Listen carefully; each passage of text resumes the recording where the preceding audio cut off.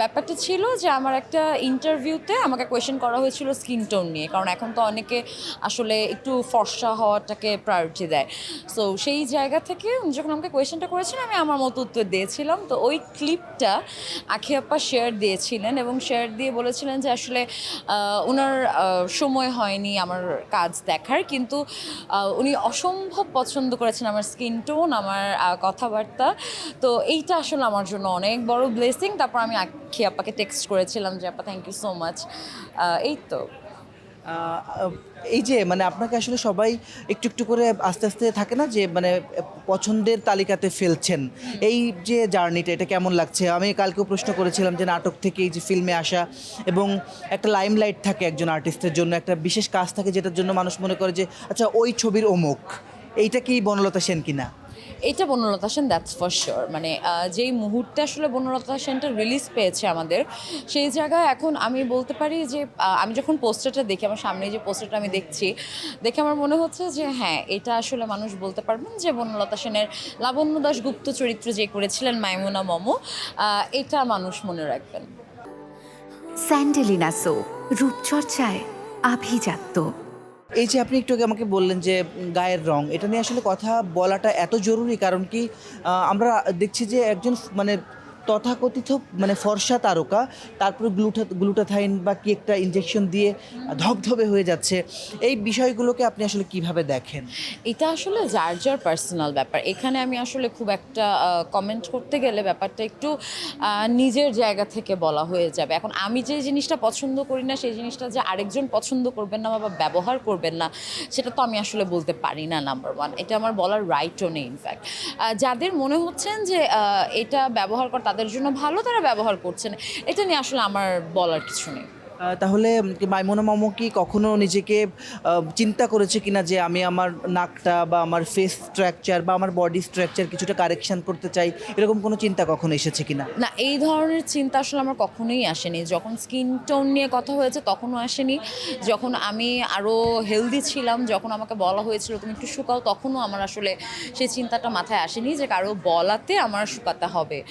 সুন্দর দেখানোর জন্য আমাকে এটা করতে হবে। আমার কাছে সবসময় মনে হয় একটা মানুষ ঠিক তখনই সুন্দর হয় যখন তার ব্যক্তিত্বটা সুন্দর হয়। ব্যক্তিত্ব সুন্দর না হলে আসলে গায়ের উপরের অংশের চামড়াটা কেমন সেটা দিয়ে মানুষকে জাজ করাটা ঠিক হবে না। এই যে কয়দিন আগে জাকিয়া বাড়ি মমো, আমাদের প্রিয় অভিনেত্রী, উনি একটা ইন্টারভিউতে সেম কথাই বলেছিলেন যে ওনার ফ্যামিলি, ওনার আশেপাশের মানুষটাই ওনাকে গায়ের রং নিয়ে এতটাই বেশি মানে কথা বলতেন, উনি খুব মানে বলতে গেলে যে আন্ডার কনফিডেন্ট ছিলেন। কিন্তু লাক্স সুপারস্টারে আসার পরে সুবর্ণা মুস্তাফা ওনাকে বললেন এই আপনি যে কথাটাই বললেন। তো এটা আসলে কি মানে কি সময়ের সাথে সাথে আপনাদের পথ চলাটাকে একটু সহজ হচ্ছে কি না, যাদের ডাস্কি গায়ের রং? এটা আসলে সময়ের সাথে সাথে একভাবে যেমন আমাদের জন্য অনেক সহজ হয়ে যাচ্ছে, কারণ মানুষজন এটা নিতে আসলে শিখে গেছে। ডিরেক্টররা এই জিনিসটা নিতে পছন্দ করছেন ইদানিং, যে না ঠিক আছে ফর্সাই হতে হবে।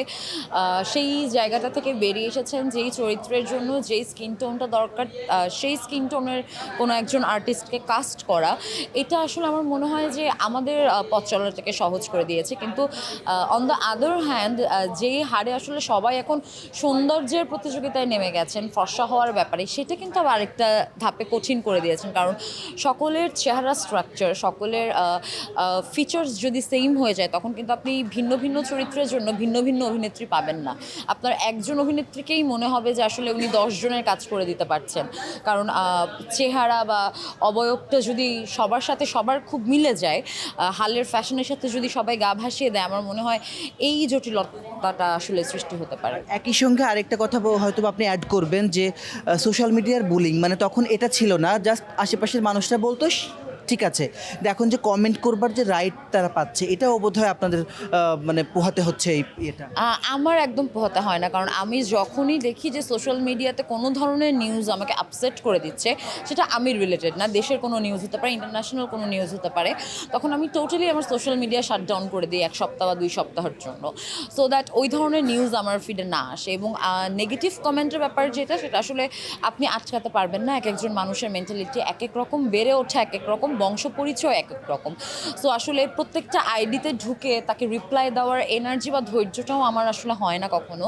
তো আমি যখন দেখি এই ধরনের কমেন্ট আমি সুন্দর মতো স্কিপ করে যাই, আমি ডিলিট করারও আসলে প্রয়োজন মনে করি না। আমার কাছে মনে হয় সেটা তার ব্যক্তিত্ব তিনি তো তুলে ধরেছেন, এখানে যদি আমি কোনো কিছু বলতে যাই তাহলে হয়তো আমার ব্যক্তিত্বের কিছুটা ভাটা পড়তে পারে, তো না বলাটাই ভালো।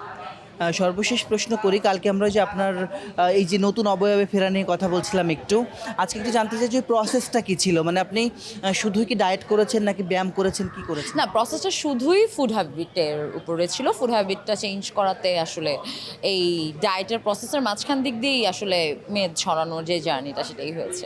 কত ছিল আর এখন কত ওজন আছে? সেটা না বলি। মানে কত কেজি কমিয়েছেন সেটা একটু বলতে পারবেন? হ্যাঁ, 18। মানে অর্ধেক প্রায়। একদম একদম একদম অর্ধেক। আর আজকে তো চতুর্থ দিনের বনলতা সেনের একটা হাউসফুল শো থেকে বের হলেন, আজকের দর্শকের রিয়াকশনটা কি পেলেন? আজকে একটু যদি নতুন কিছু। আজকে দর্শকের রিয়াকশন অসম্ভব ভালো ছিল। আমি যেটা বলছিলাম যে শুরু থেকে শেষ পর্যন্ত পিন ড্রপ সাইলেন্স ছিল, এবং আপনি যেটা বলছিলেন সমালোচনা করার ব্যাপারটা আমার সাথে আসলে জয়া আপার, এবং সেইটা আসলে আজকে আমার কানে এসেছে যে ঝরা পালক নিয়ে কথা হয়েছে। কারণ থাকে না সিনেমা দেখতে দেখতে পেছন থেকে ব্যাকগ্রাউন্ডে অনেকে অনেক কথা বলে, তো ভালোই লেগেছে।